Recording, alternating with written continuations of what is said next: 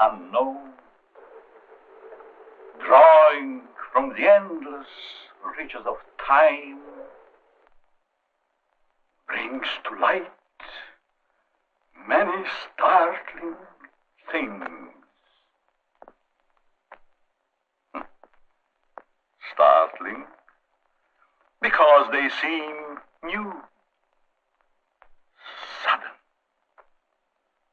But most are not new to the signs of the ages.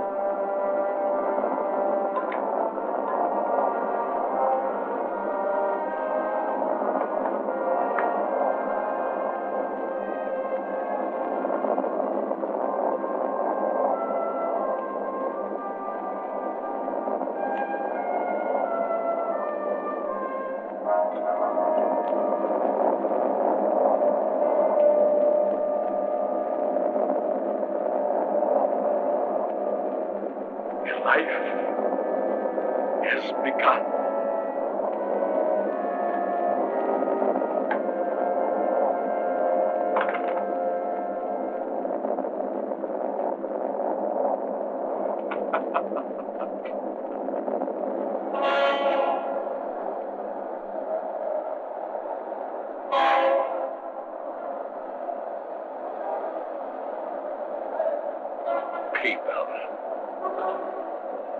all going somewhere, all with their own thoughts, their own ideas, all with their own personalities. One is wrong because he does right. One is right because he does wrong. Pull the string. Dance to that.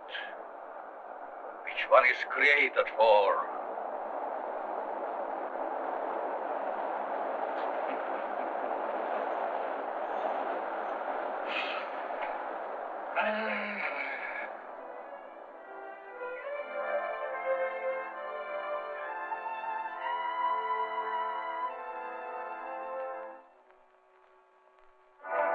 A new day is begun.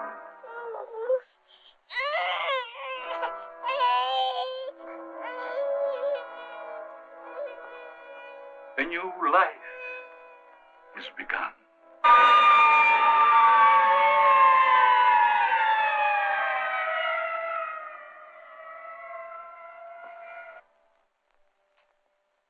A life is ended.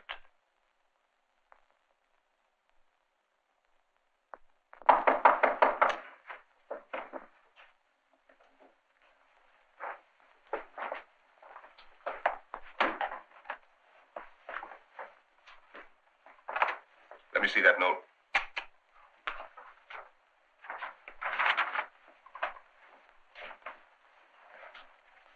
The records will tell the story. I was put in jail recently. Why? Because I, a man, was caught on the street wearing women's clothing. This was my 4th arrest for the same act. In life, I must continue wearing them. Therefore, it would only be a matter of time until my next arrest. This is the only way.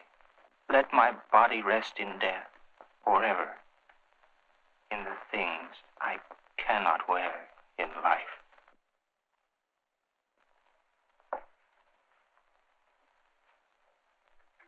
Inspector Warren is here to see you, Dr. Alton. Oh, yes.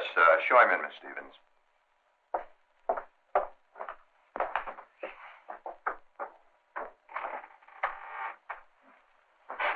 Inspector? Doctor? Sit down. Thank you.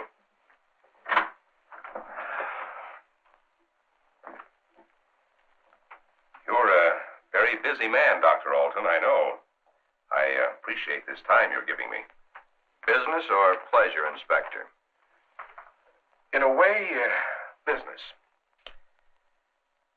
From policeman to inspector. 20 years of it. I guess I've seen everything there is for a policeman to see. Yet I wonder if we ever stop learning. Learning about which we see. Trying to learn more about an ounce of prevention. I'm a man who thrives on learning. We only have one life to live. We throw that one away. What is there left? Doctor, I'm hoping to learn something from you. And with that knowledge, maybe save some human from a fate which I just witnessed a few days ago. A 4-time loser. This type of case comes to me as well as yourself, many times during the course of 1 month. The suicide? The suicide. Most of us have our idiosyncrasies. This fellow's was quite pronounced. Yes, but I wonder if it rated the death warrant it received. I don't think so. Well, that's why I'm here today, Doctor. What do we do about it? I've always heard you to be a hard-hearted policeman, Inspector. Isn't that what's thought of most policemen? The laws are written. The policeman is hired to see that those laws are enforced. We have a job to do. As in most jobs, there's always somebody who doesn't want that job to be done. In most factories today, the employer has put up suggestion boxes. Even the employer needs advice once in a while. I think in the case that we're referring to, I need advice. Maybe it shouldn't have happened as it did. But it did. Perhaps the next time we can prevent it. Let's get our story straight. You're referring to the suicide of the transvestite? If that's the word you men of medical science use for a man who wears woman's clothing, yes. Yes, in cold, technical language, that's the word. As unfriendly and as vicious as it may sound. However, in actuality, it's not an unfriendly word, nor is it vicious when you know the people to whom it pertains. Would this operation do these people any good? I understand you were quite prominent in a case that hit the headlines a few weeks ago. In some cases, yes. Others, no.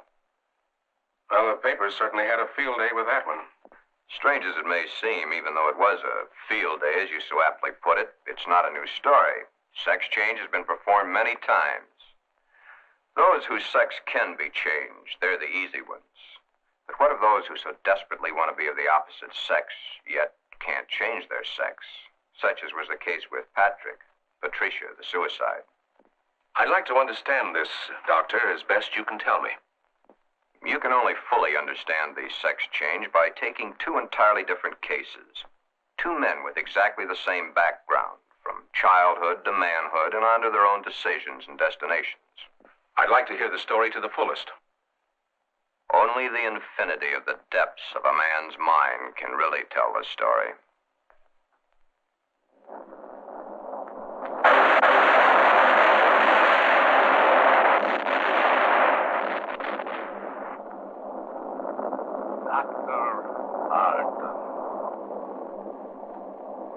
A young man, though he is, speaks the words of the All-Wise.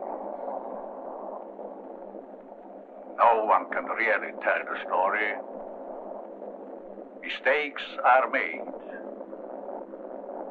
But there is no mistaking the thoughts in a man's mind. The story is begun.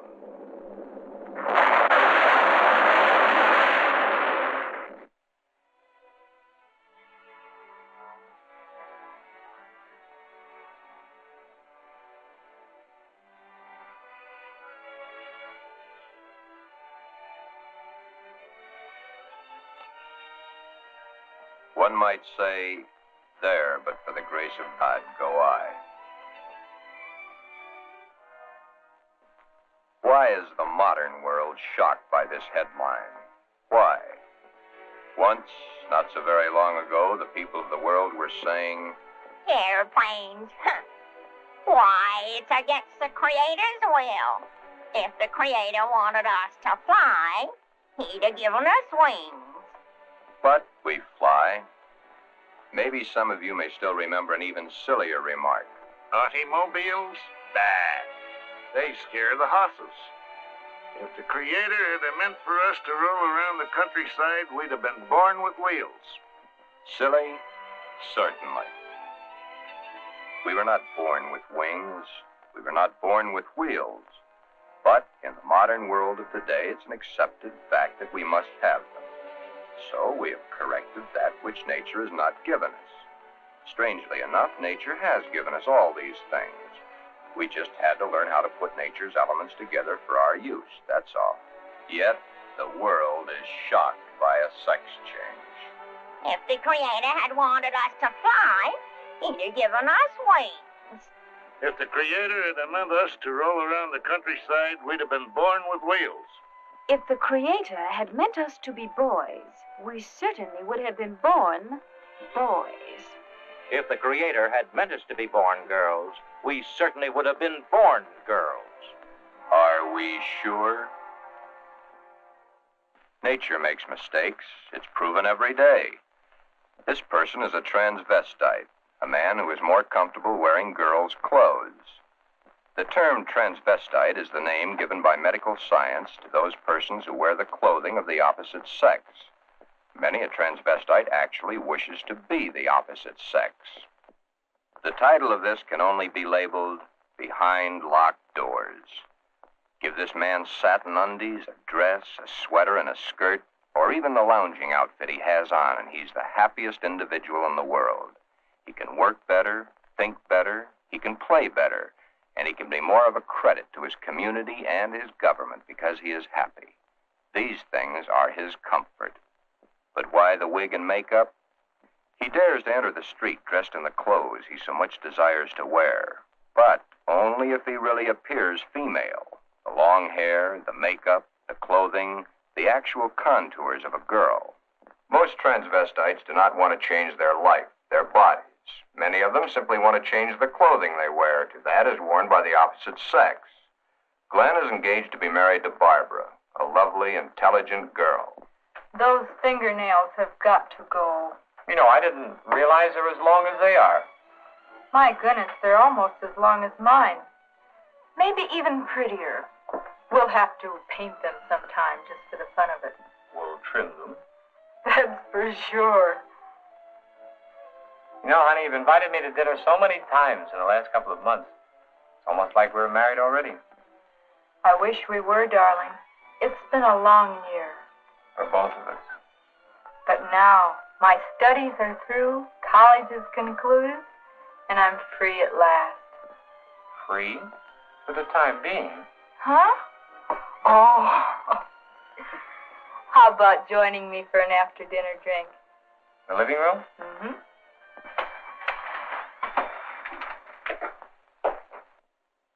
Modern man is a hard-working human. Throughout the day, his mind and his muscles are busy at building the modern world and its business administration. His clothing is rough, coarse, starched, according to the specifications of his accepted job. At home, what does modern man have to look forward to for his body comfort? The things provided for his home, a wool or flannel robe, his feet encased in the same thick, tight-fitting leather that his shoes are made of. These are the things provided for his home comfort. It doesn't look so comfortable, does it? And get the hat. Better still, get the receding hairline. Men's hats are so tight they cut off the blood flow to the head, thus cutting off the growth of hair. 7 out of 10 men wear a hat, so the advertisements say. 7 out of 10 men are bald. But what about the ladies? Yes, modern woman is a hard-working individual also, but When modern woman's day of work is done, that which is designed for her own comfort is comfort. Hats that give no obstruction to the blood flow. Hats that do not crush the hair. Interesting thought, isn't it? Just for comparison, let's go native. Back to the animal instinct. There, in the lesser civilized part of the world, it's the male who adorns himself with the fancy objects, such as paints, frills, and masks. The true instinct. The animal instinct. Bird and animal life. Is it not so that it's the male who is the fancy one?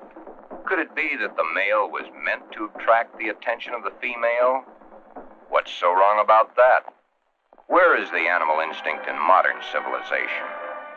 Female has the fluff and the finery, as specified by those who design and sell. Little Miss Female, you should feel quite proud of the situation.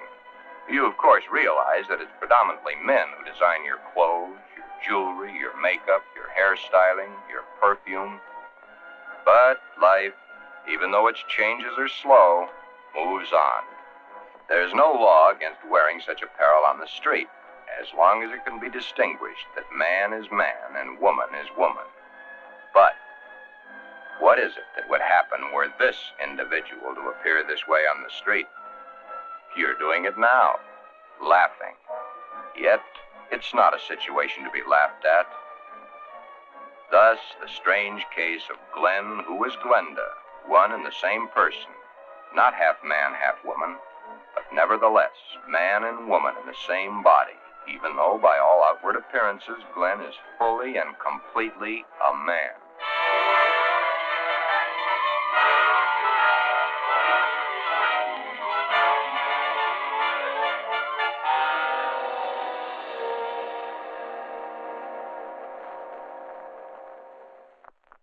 Sister, let me borrow her dress. You want to borrow your sister's dress? What for? I want to wear it to the Halloween party. There are names for boys who go around wearing girls' clothes. Oh, don't be silly, darling. You go ahead and wear your sister's dress, Glen. You always did look much better as a girl than you do as a man.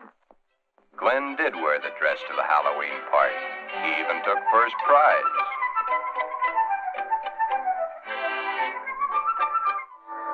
Then, one day, it wasn't Halloween any longer.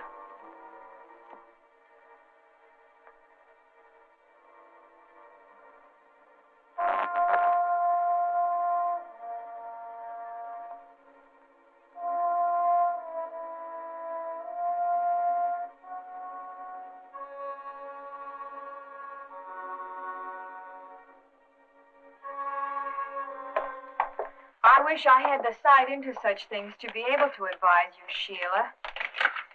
Maybe if you took the problem to a doctor. It's Glen that needs the doctor. But when things like this go wrong with someone so close and in your own family, it's so hard to believe. It's not really hard to believe. It's just hard for you to accept. Well, of course it's hard for me to accept. Suppose I were to come home with Roy or one of my other boyfriends some night and find Glen like I did last night. Yeah, that would be hard to explain. That's the understatement of the year. Just how does one go about introducing your friends to your brother when brother's wearing your best sweater and your skirt and makeup to boot?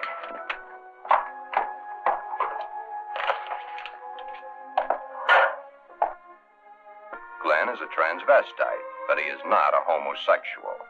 Transvestism is the term given by medical science to those persons who desperately wish to wear the clothing of the opposite sex, yet whose sex life in all instances remains quite normal.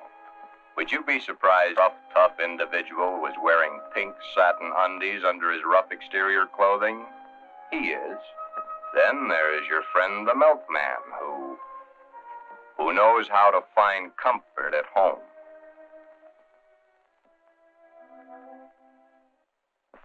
I can't stand it any longer.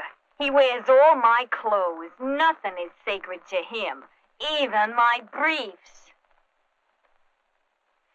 He has every one of my sweaters stretched out of shape. Of course, he has always replaced them. But then, they didn't last long either. But, Your Honor, ruffles on his shirts and shorts. Really? Glen and all the hundreds of thousands of other Glens across the nation face quite a problem. Glen is engaged to be married to Barbara, a lovely, intelligent girl. The problem? Glenda, Glen's other self. The girl that he himself is, his other individual personality. You look tired tonight, Glen. Yeah, I guess I am. It's been a long day. Have you seen the paper yet? No, why? Isn't that a strange case? I wonder how some people's mind works. Well, some people aren't happy the way they are. That's a pretty drastic step to take. If it's the only way, I'm for it. I wonder what I would do in a case like that if I were in the mental turmoil that person went through. Or if I suddenly realized that something was mentally wrong with you. It's hard to visualize. Here we are, two perfectly normal people, about to be married and lead a normal life together.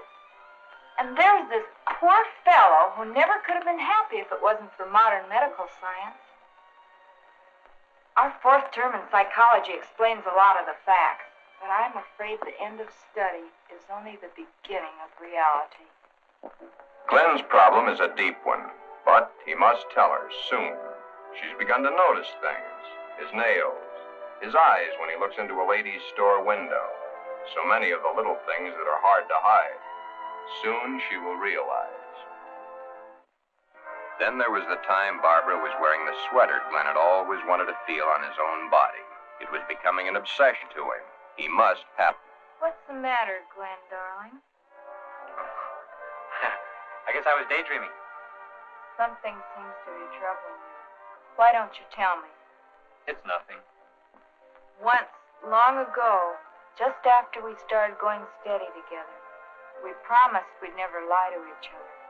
Are we going to start now, just because we're engaged to be married? It's just that... Oh, Barbara, it's nothing that a little sleep won't cure. It's been an awful long day. It's more than that. Come on, tell me, darling. Who knows? Maybe I can help. That's just it. You could. Then something is troubling you. Yes. Do I have a right to know? You have a right to know. But let's just say for the moment that I'm afraid to tell you. I'm afraid I'd lose you. Nothing could be as bad as all that. I love you, and you love me. And nothing in the world can change that. I hope not. I really hope not. Glen, is it another woman?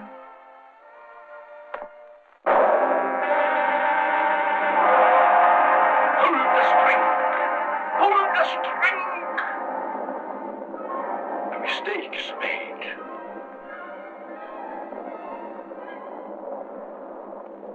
A story must be told. Always the same. He's not had the nerve to tell her. But he must soon come to some conclusion or forget the marriage. Should he tell Barbara of his Glenda now, before the wedding, or hit her between the eyes with it after, when it might be too late for either of them? The world is a strange place to live in. All those cars, all going someplace, all carrying humans which are carrying out their lives. The world is shocked by a person who changed his sex. Glenda is shocked also, but by another reason. Someone like her had the nerve to do something factual about their situation. There are so many problems for Glen and all the other Glens. Perhaps the fear of discovery of the underthings they wear beneath their regular outer clothing, or that which they wear during their nightly visit to Morpheus, god of sleep. Thank you very much, and I'm sure she's going to enjoy it very much. If you want to return it, be sure that you bring the sales slip. Thank you.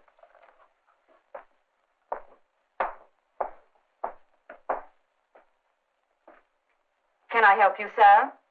Yeah. Let me see a 90. Well, what size? 12. The color, the material? Black, very sheer. Just a minute. Well, we have this here.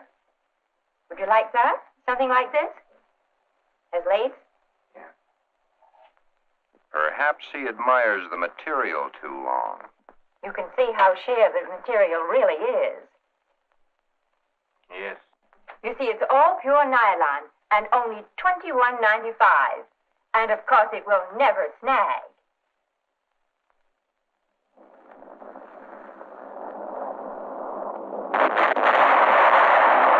But Glen and Glenda and all the Glens and Glendas have an even bigger problem.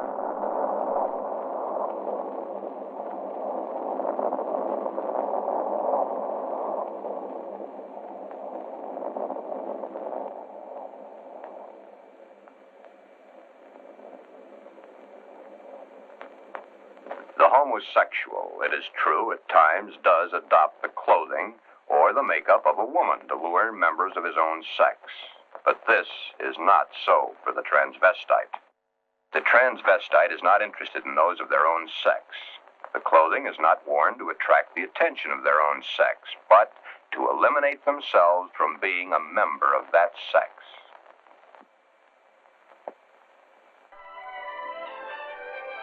Hi, Joe. Hiya, Jack. Monday again. You know, I think Monday is about the worst day of the week. A perfectly wonderful weekend, then back to the sweatshops. Too bad he was born to work. Say, did you read about the guy that aims to a girl? Says he was perfectly normal, too. How can a guy be normal and go and do a thing like that to himself? All the same, it must take a lot of guts to pull a stunt like that. That's a problem I don't ever intend to face. Maybe it's a problem we should all face. I don't get you. Just think of the unhappy life. The miserable time this world of ours must have given that poor guy.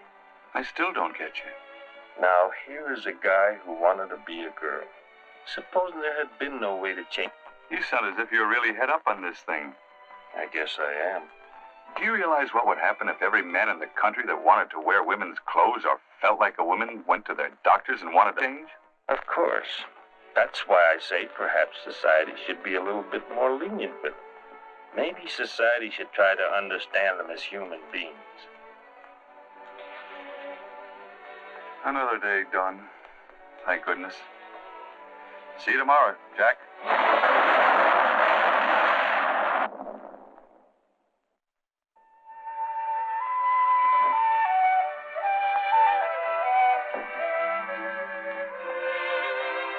Hi, Glen. Hi, Johnny. Come on in and hit it right for the kitchen. I can't let that dinner burn. You know, I thought I was going to have to eat alone tonight. Well, you probably will because I've already eaten.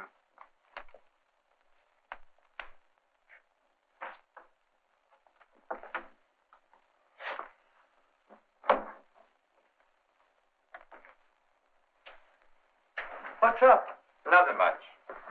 Say, you really look down in the dumps. I guess I got a problem. Haven't we all? I mean a real problem, one like I've never had to face before. Our whole existence is one big problem after another. I want to get married. You have a problem. When did this all come about? For nearly a year, I've been engaged to a very wonderful girl. Now that time is getting very close to the man with the book, I'm scared to death. You love her? Very much. Does she love you? Yes. There's no problem. Marry the girl. Are you forgetting about my other self? You'll have to tell her, of course. Yeah. I have to tell her.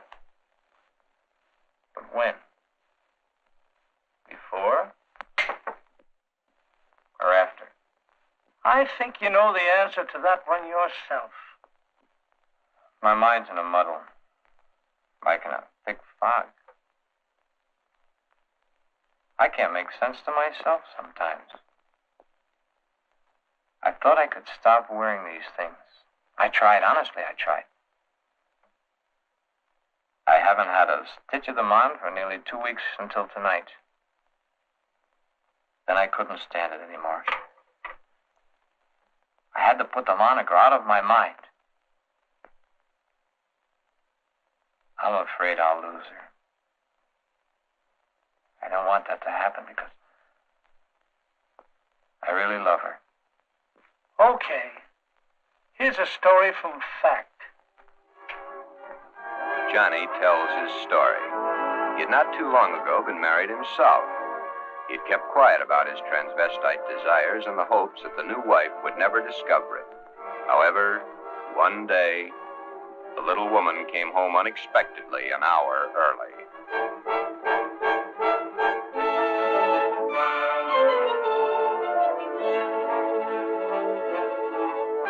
That marriage ended here. Will your problem be like mine? Most probably it will. Because a love hasn't been built up for such a thing.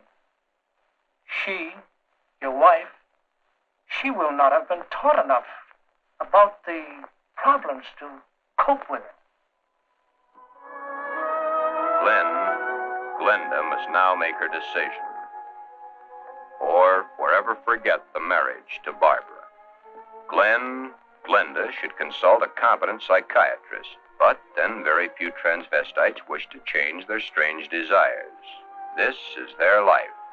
To take it away from them might do as great a harm as taking away an arm or a leg, or life itself. Many even carry their transvestite desires to the grave with them. Yes, it is a problem. But Glenda, remember back almost a year ago when Glen and Barbara accepted each other? Okay. That's the 6th time you've said goodnight. I guess it is. Look. Come on over here a minute. What is it? Never mind, just sit down.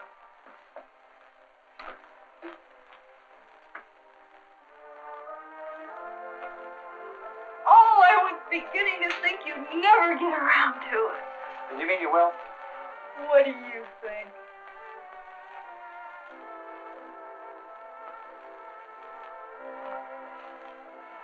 When? I must finish college first.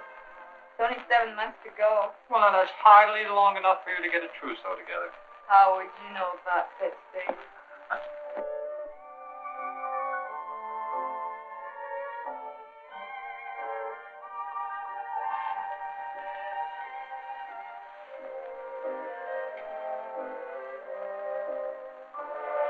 Glen, what's the matter?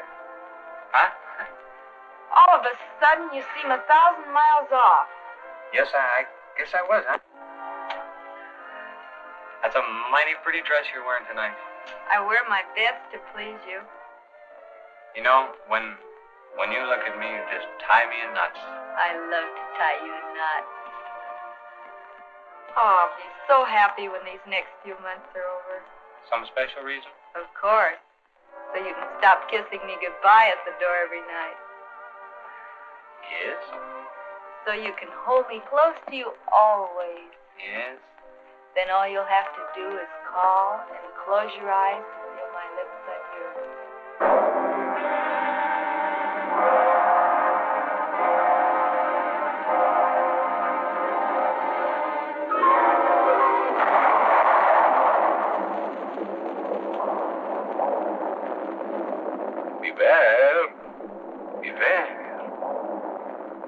Beware of the big green dragon that sits on your doorstep.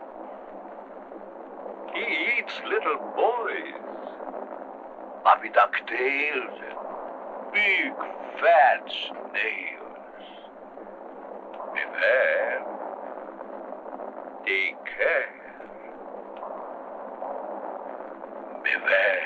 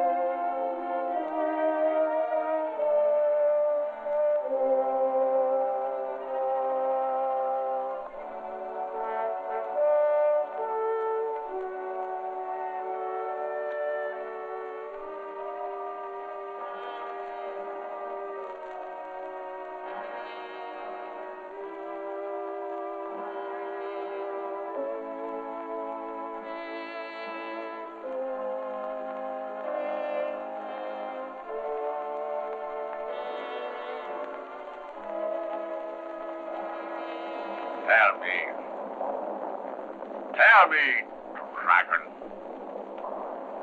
Do you eat, little boys? Happy ducktails and big fat snails? Happy ducktail, happy ducktail, happy ducktail. Everything nice, everything nice. Ha ha ha, happy ducktail.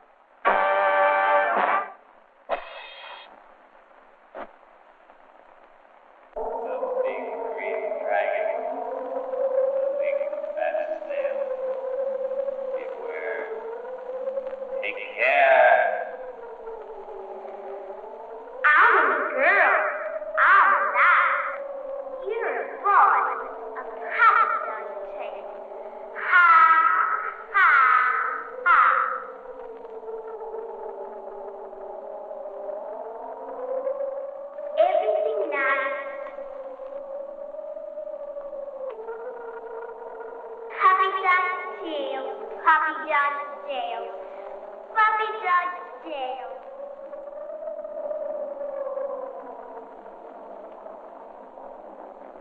I'm a girl.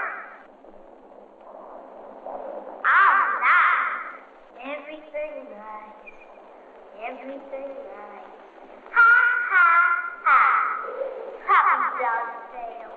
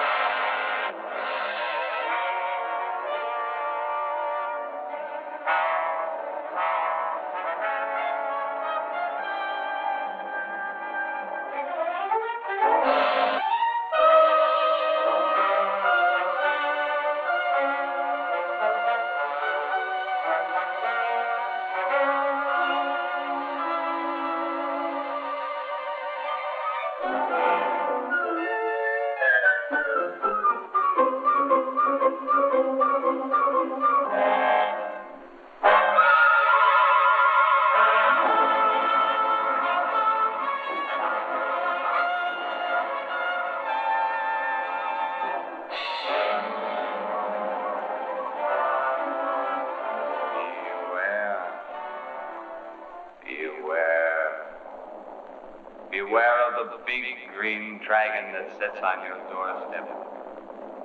He eats little boys, puppy dog tails, and big fat snails. Beware, take care. Beware.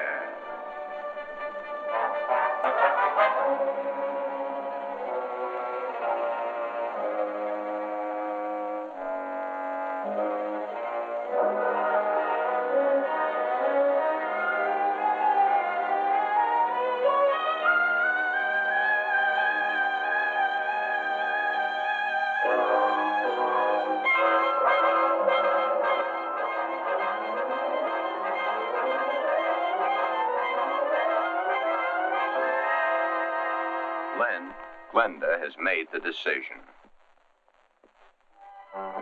Glen has decided to tell Barbara of his dual personality. To tell her of the nighties and negligees, the sweaters and skirts, the robes and dresses, the stockings and the high-heeled shoes, the wig and the makeup. All that goes to make Glen into Glenda. He tells Barbara he cannot cheat her of the knowledge that she, as his fiancée, should possess all the facts. He tells her softly, hurriedly at first, then slowly as he becomes more technical. His hands move to caress the smooth material of her Angora sweater, which he has so long and so desperately wanted to put on his own body. He tells of this to her, and she looks to the sweater and to his hand. Then, when it is all over and that much of the story he knows is told, Barbara is not sure of her own thoughts. That's about it, darling. I wanted to tell you for a long, long time, but just couldn't bring myself to do it. I've been too much afraid of losing you.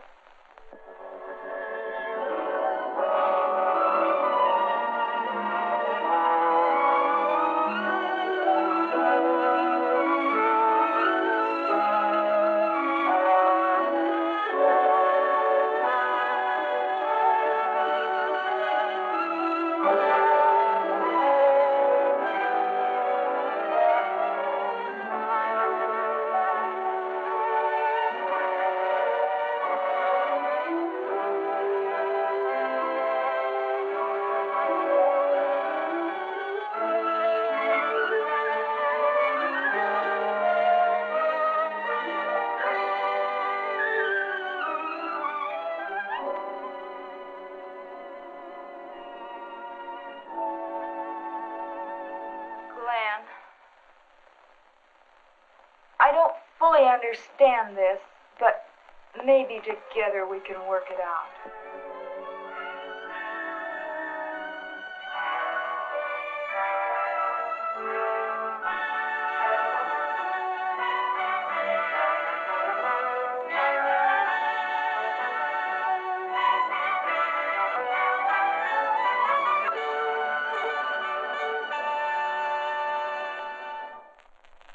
Is that the end of the story? Not quite. I'll get back to it in a minute. Glen's case is really the lesser advanced type cases. The second case is an extremely advanced one. However, I'll get to that in a moment. First, you must realize that each transvestite the world over has his own particular problem. Each case must be handled individually according to the person, his past life, and his problem. And he isn't a hermaphrodite? No more than he's a pseudo-hermaphrodite. Glen's case was entirely of his mind, brought on by the environment of his early youth. What about their children, Doctor? Would their children become the same way their father is? No. Transvestism is not hereditary. Well, what makes these men want to wear girls' clothes? Many things. But as I've said before, it usually starts in early childhood from one cause or another. Technically, each case has the same beginning, just a different set of circumstances. Are any of them actually cured? Oh, yes, many, many of them. Once the source of supply is found, it can be stopped, unless the patient refuses to cut off that source of supply. Then the way I get it, this Glen and the character he created, much as an author creates a character in a book, was invented as a love object to take the place of the love he never received in his early youth through lack of it from his parents. The character was created and dressed and lives the life the author designs for him to live, and dies only when the author wants him to die. Correct. Except that for the character Glenda to die, the elements must be right. But to enlighten you a little further, there's the second story, that of an extremely advanced case. Let's call this person Alan, Anne. Alan had a mother who wanted a little girl. The father didn't care much one way or the other. Alan did not enter the competitive sports that the other boys at the school did. However, he was an extremely studious boy and always had above-average marks in his subjects. Yet sports, girls' sports, he always was interested in. But he was rejected by the girls and also rejected by the boys. It seems he belonged to neither of them. After school, Alan would go home to find the mother who had always wanted a girl, and the father who didn't care one way or the other. He enjoyed doing the woman's work around the house. Alan was becoming a woman and didn't realize it. A woman in mind only, but the mind rules. Then came the fateful year of 1941. Alan was drafted. He was accepted. In the Army, he successfully passed his vigorous training. Did not like it, but then there were the weekends for his particular diversions. On his weekend passes, he would go to the nearest town where he had a suitcase checked in a public locker. In the suitcase, he had the things he loved to wear, that which made his body appear to be what his mind believed it was. Then the day of embarkation came. But wherever Alan went, the suitcase was sure to go.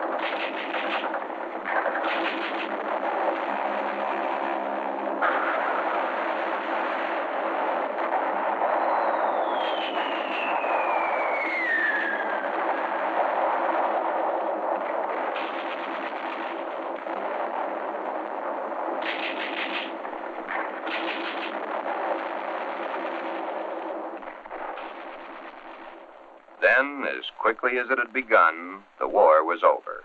Alan came home. Alan had learned all the terms directed at men like himself, but no one had found out his aversion. He was honorably discharged from the service at the end of the war. He'd received the Silver Star and the Bronze Star for gallantry in action. While he was in an army hospital recuperating from a wound he had received in New Guinea, he learned a very interesting fact. He learned that foreign doctors were doing marvelous work with a sex change, man to woman, woman to man. Shortly after his separation from service, Alan came to me for advice. There followed many long sessions with my clinical reports and the reports of eminent doctors. It had been found that Alan was really a pseudo-hermaphrodite. A hermaphrodite is one who has the organs of both the male and female in plain sight.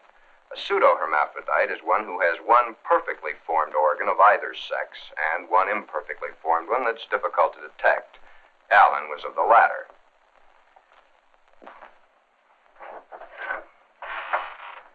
Alan was then given his choice.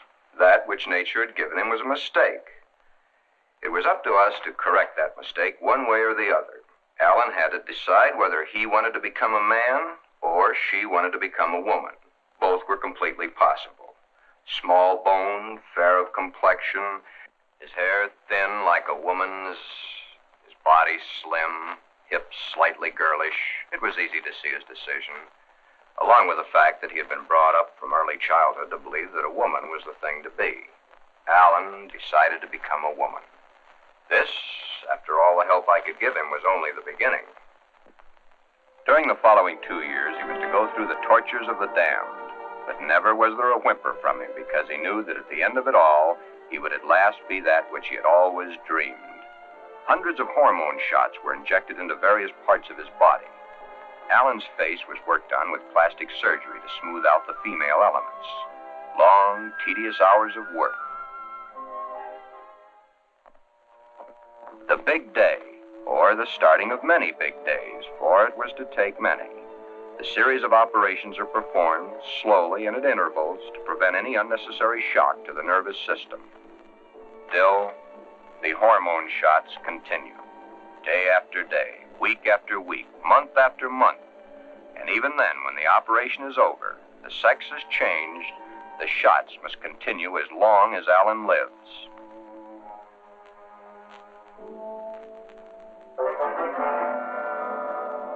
First, the breasts are brought out. The body of the woman within begins to appear now.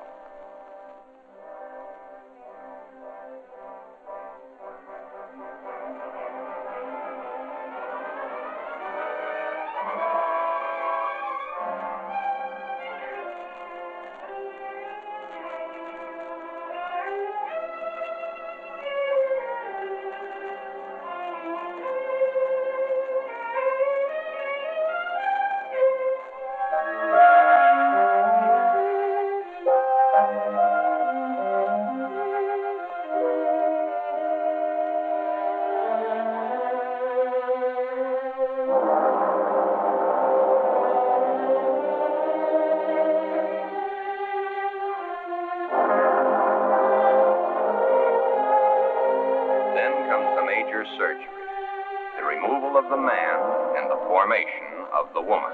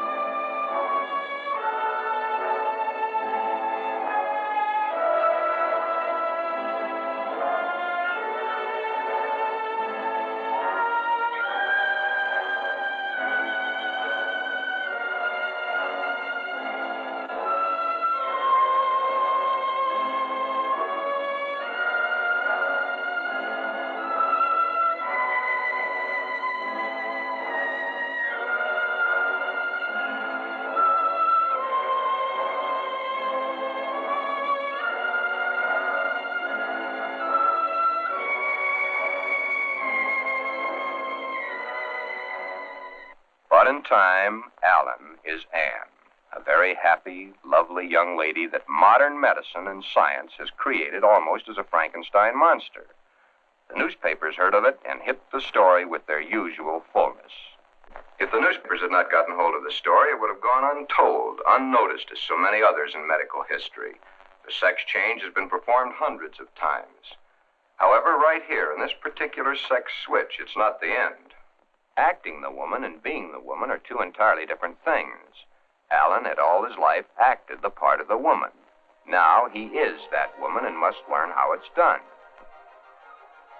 Anne must learn how to do her own hair, how to make the correct styling for her facial contours. The proper walk must be adopted.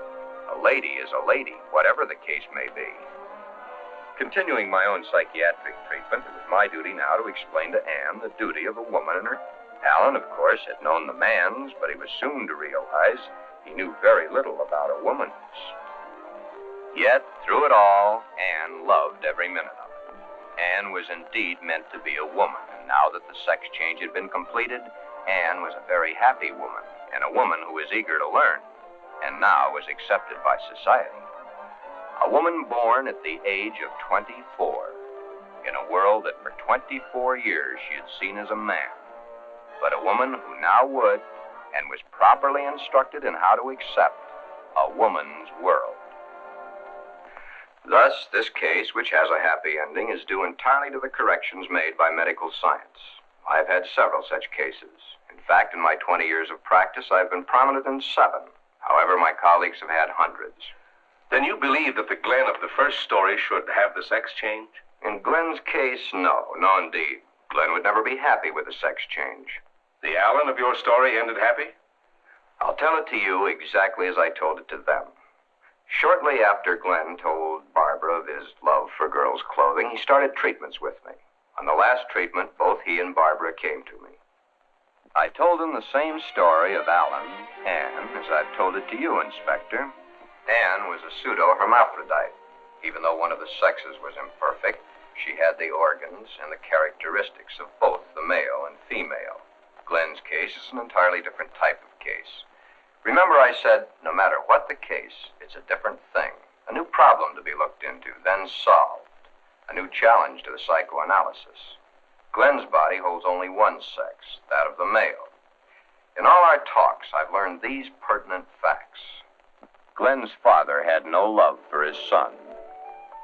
His father wanted Glen to be a football hero or a baseball player so that he could brag to his cronies down at the corner saloon as his cronies bragged to him about their own sons. Thus, the ruse of Glen's fictitious character. He invented it when he could find no love from his mother and no love from his father. His mother had hated her own father. Glen reminded her of her father. Therefore, she gave all her affection, love, and attention to her daughter. Glen then decided also to become a daughter. Glen, you can kill this fictitious character of yours anytime you wish. For your happy ending, it's the only way. Then you think I can kill the second character by transferring her qualities to Barbara? Exactly. But as the author and his character, the elements must be right. It's up to you, Barbara. You must take the place, give the love, and accept the facts that Glenda has always accepted. If you love each other as you now believe you do, well, it'll be a hard job, but you'll enjoy doing the job. Should I let him continue to wear girls' clothing? Or should I put my foot down? If you put your foot down, he'd only go behind closed doors. Love is the only answer. Glenda must be transferred to you. Supposing Glen never gets over wearing girls' clothing. Would it matter to you very much? I love Glen. I'll do everything I can to make him happy.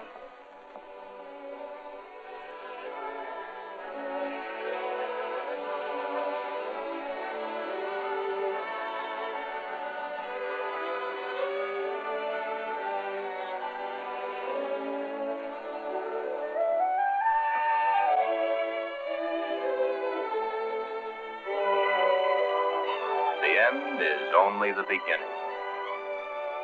Time passes. Soon, due to a happily married life, the remembrance of the psychiatric treatments, and Barbara's love and understanding, Glenda begins to disappear forever from Glen. Glen has found his mother, his little sister, his wife, and his Glenda, all in one lovely package. Thus, Glen's case has a happy conclusion. Therefore, two entirely different cases, handled in two entirely different ways, have a happy ending. Yeah, those two. But what of the hundreds of other less fortunate Glens the world over?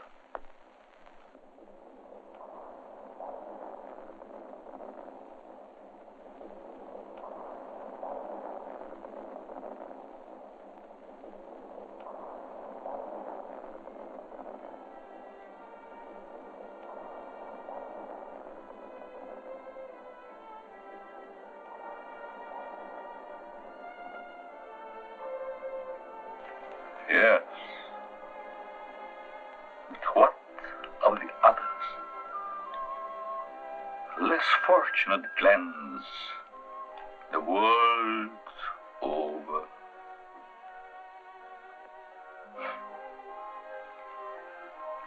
Oh, snips and snails and